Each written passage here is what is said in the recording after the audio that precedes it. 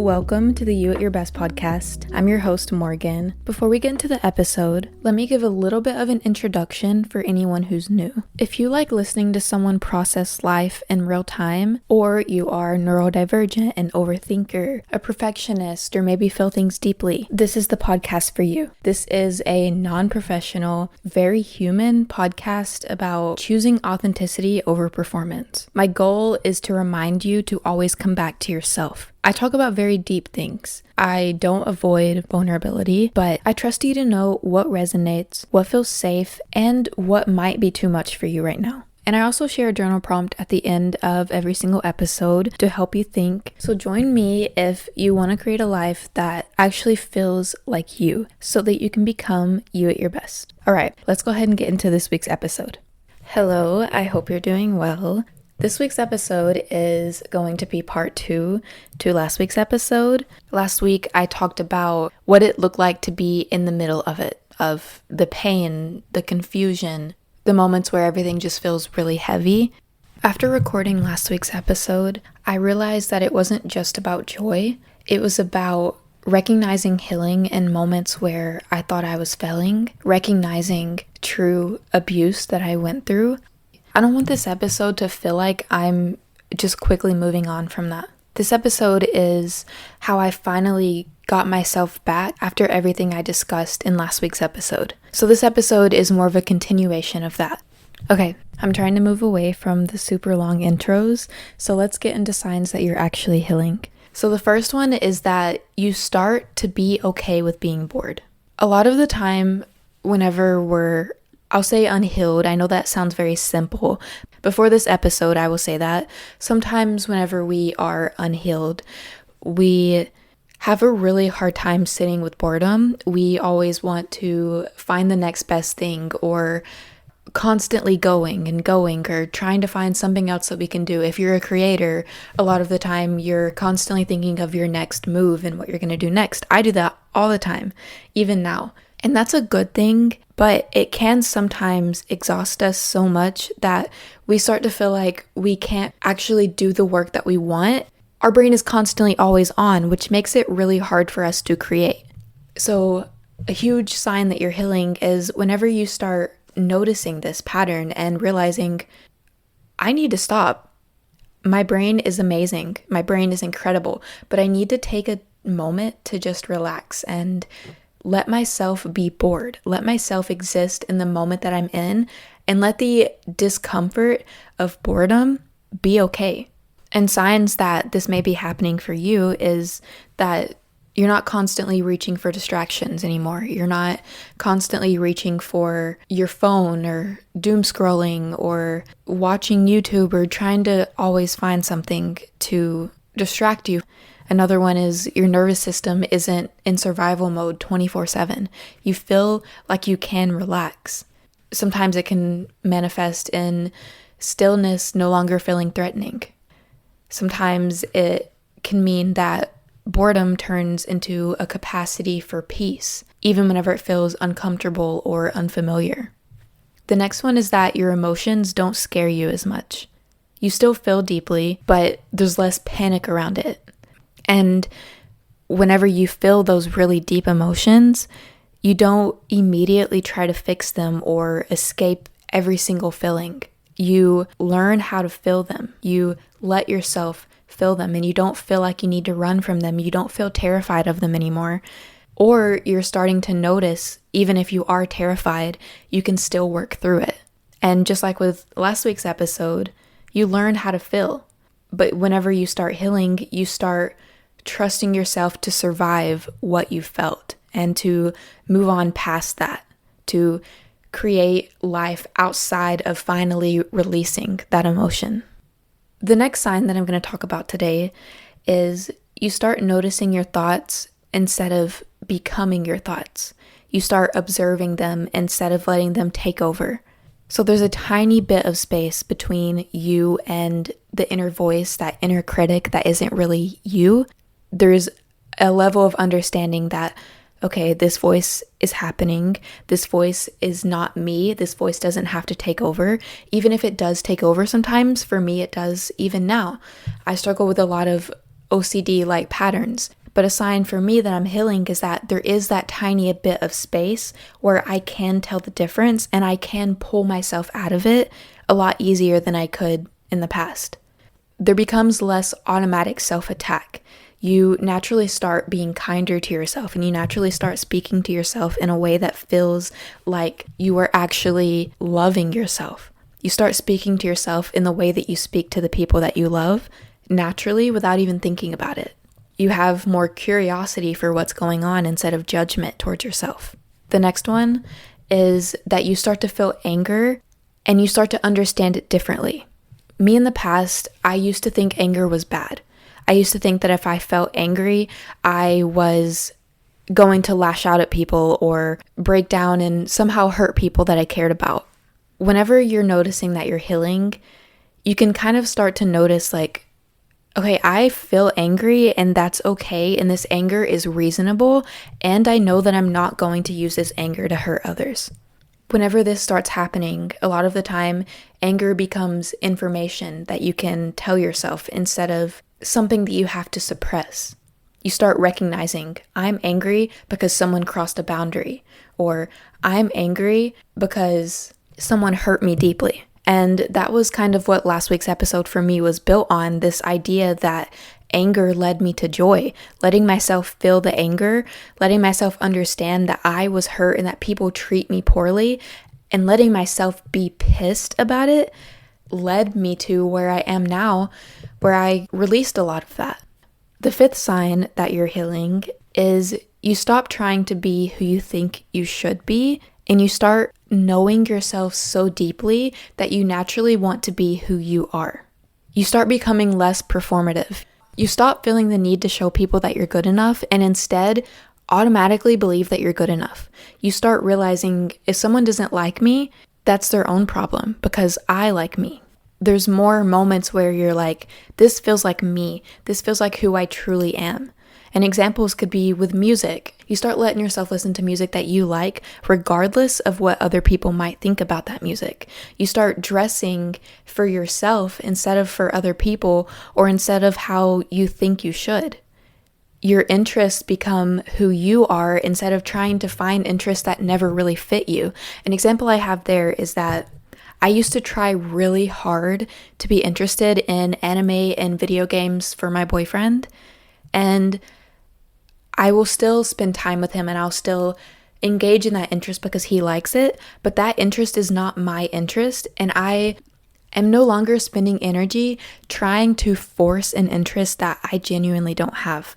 So you stop trying to force yourself to do things or focus on things that you feel like you have to like, and you start focusing on what you genuinely like. Like now I'm focusing on writing and poetry and my podcast, and those are the things that fuel me. Parenting, being a good partner, connecting with my sensuality, those are all things that feel the most like me. So those are the things that I am connecting to. And I want to add also that I think it's important that we are able to, especially if we have a partner or close friends, that we are able to engage in their interests without being bored or without shutting them down. That's so important whenever you're loving someone. But having this balance where you don't force yourself in your own private time to like something that is not you. You start finding routines that work for you instead of trying to force routines that other people have said work well. You just overall start choosing yourself again. Instead of choosing others, what others think, what others want, others' opinions, others' beliefs, you start really noticing, what do I believe? What do I want with my life? What do I care about? The sixth sign that you could be healing is you start choosing discomfort on purpose, having hard conversations, setting boundaries. You stop abandoning yourself to keep peace. You start choosing long-term safety over short-term comfort. And this can go back to allowing yourself to be bored too. You put yourself in a position of letting yourself feel that discomfort on purpose, letting yourself feel that boredom on purpose. The next sign that you're healing is you stop needing constant validation for what you care about. So you stop feeling the need to ask for permission whenever you're working on something. You stop constantly asking people what you should do, and you make decisions yourself. An example I have with this is whenever I quit my job recently. In the past, I would have never quit my job unless my family and everyone else said it was okay. But this time, I quit my job before I told anyone, other than my boyfriend. I talked to him about it. But like family members and stuff like that, I didn't tell anyone until after I had already quit, because I trusted myself to make that decision, and I really thought that decision through without having the noise of other people's opinions. I didn't need their validation to quit because I knew that quitting was the right choice for me, and people can't ever truly know what the right choice for us is, but we can. So it's like you still care what other people think, you still care about how they feel and their experience, but you don't let it control you. There's a huge difference between completely dismissing others and acting like their opinion doesn't matter at all, and in hearing their advice, listening to what they have to say, and deciding against it because that's not what's right for you. So if you ever have a moment where you start to feel like you can actually sit with your choices without needing immediate reassurance from other people, that's a sign that this skill is building. And the very last sign of healing that I'm going to share in today's episode, you begin to feel small moments of peace and you actually start noticing them. So noticing trees, the outside world, your body, music, quiet moments. You start noticing small beauties that you in the past wouldn't ever really pay attention to. You start seeing, wow, I can actually be kind of present. Even if you're not fully present, even if it's not perfect, you realize like, I am here. I am in this very moment. I can see how beautiful my life is. It may not be perfect. It may have a lot of hardship. It may have a lot of struggles, but it's beautiful.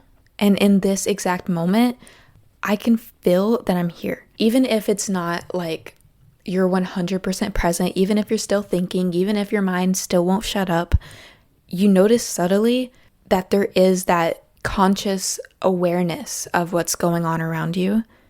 That's a sign that you're really starting to grow this ability to be present. Not perfectly, because that's impossible, but in general. And actually, I did not think I was going to do this, but I want to read a poem that I wrote recently about my boyfriend and his ability to help me stay present.